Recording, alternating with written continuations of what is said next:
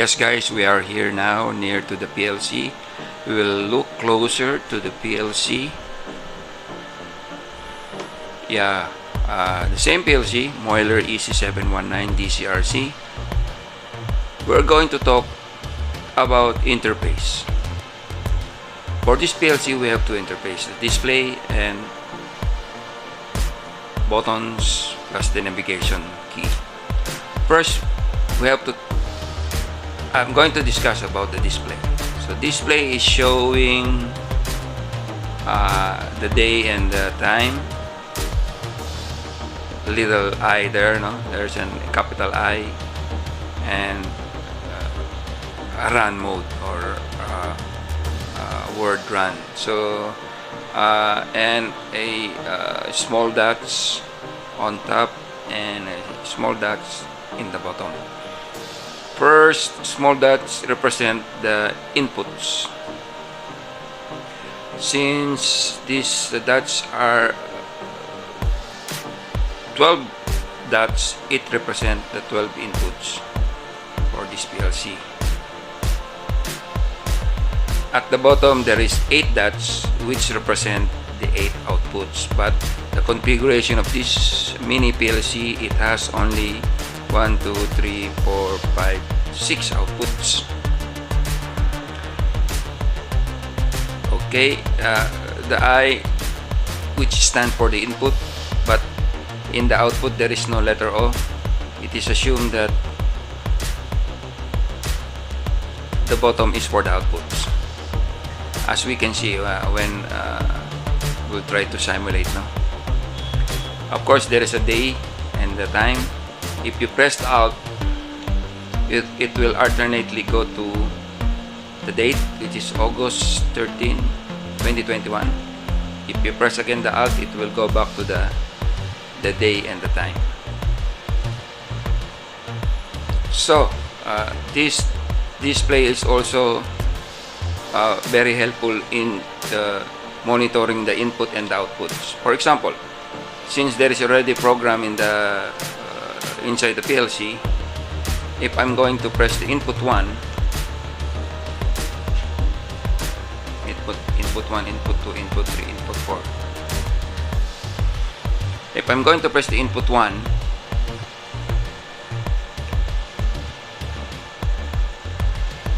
you can see, no? The first dot and number 1 shows. It means that the input 1 is activated. When I release the button, input 1 will be deactivated. So from this display, I can see which input are activated and not activated. So as we go on, input 2, input 3,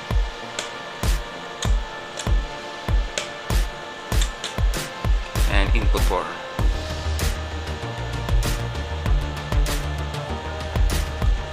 Now I have connected recently this limit switch, which I connected to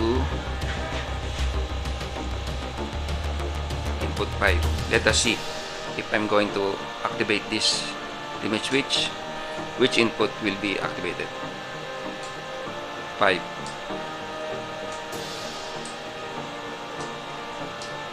Okay, now for the output. Since there is already program inside this PLC, and it is a timer on and off, which activate all output Q1, Q2, Q3, Q4, Q5.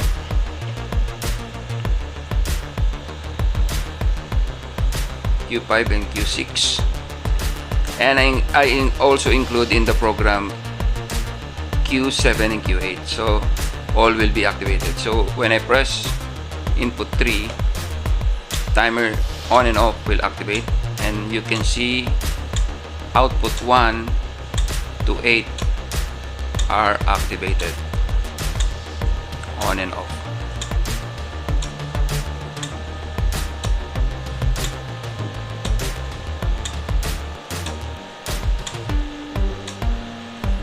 Okay.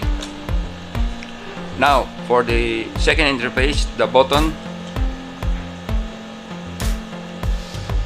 So 1, 2, 3, 4, 5 buttons. Delete button, the del button, the alt button, ESC button, or an OK button. Delete stands for del stands for delete. Alt alternate maybe. ESC escape. OK is same as also enter. Then the navigation C, up, down, left, right arrow key. So what is the function of each button? Of course, delete, it will delete anything that is on the cursor. Alt, the first is when you press Alt, it will alternately show you the date and the time and the day. And of course, escape when you go, let's say for example, OK. The blinking means that the cursor is on the program.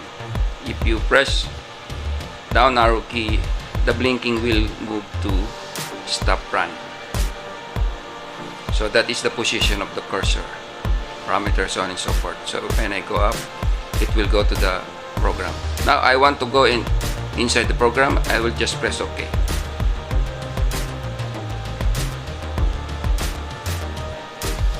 If I want to go out or exit from this program, just press escape. And if I want to go to the main display, I will just press escape. It will go back to the monitoring display. Now we go to the menu by pressing from the main menu or monitoring menu. Press OK, it will go to the menu. So you can go program, stop, run, parameters, so on and so forth. So I want to go inside the program. Now this is the program which is running online, no? It is in run mode. Then I can just monitor what is happening inside the program like this. When I press input 3, you can see all the output are being activated by timer 1.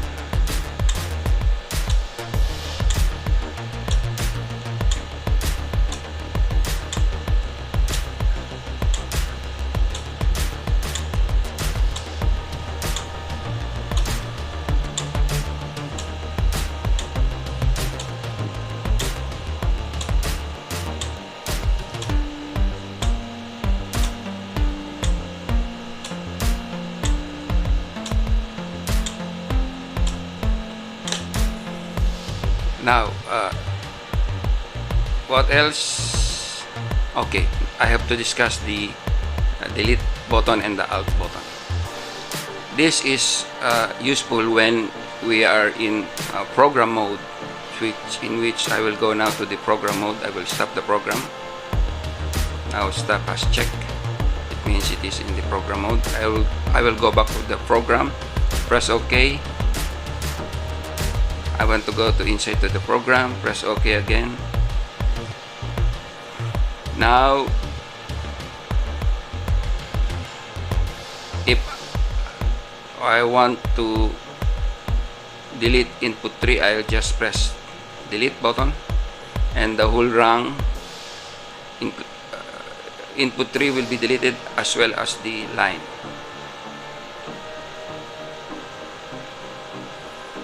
Now if I want to input again another input, let's say input 1 or input 2, the right arrow key is used to move the cursor, the blinking cursor, from left to right or up and down. So I is blinking.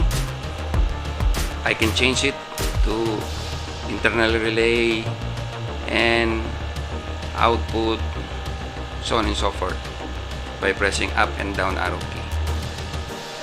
Now I want the input,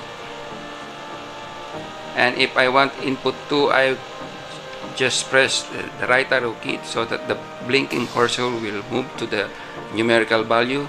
From there, I can press up to increment input 2 or go back to input 1, so on and so forth. So I want input 2, and then I can just press OK or right arrow key. I can do that. Right arrow key, the cursor will move, and if I want to connect line from input 2 to internal relay M1, I will just have to press Alt. As you can see, the black cursor will be an arrow key cursor. Now if you have this arrow key, you can just press right navigation button and it will create three lines. I can insert another input, or I can just press again right arrow key to connect the line to the internal relay M1. Now to remove the arrow key, blinking arrow key, I'll just have to press the Alt button. Now the cursor will go back to the square blinking cursor. That's all. I think I have already covered the delete, Alt, escape, and OK, plus the navigation up, down, left, right button. So I hope that this Moeller EC719 PLC interfaces are clear to you. Display interface and the button interface. Okay, that's all for this video, guys. See you on the next video. Bye and peace.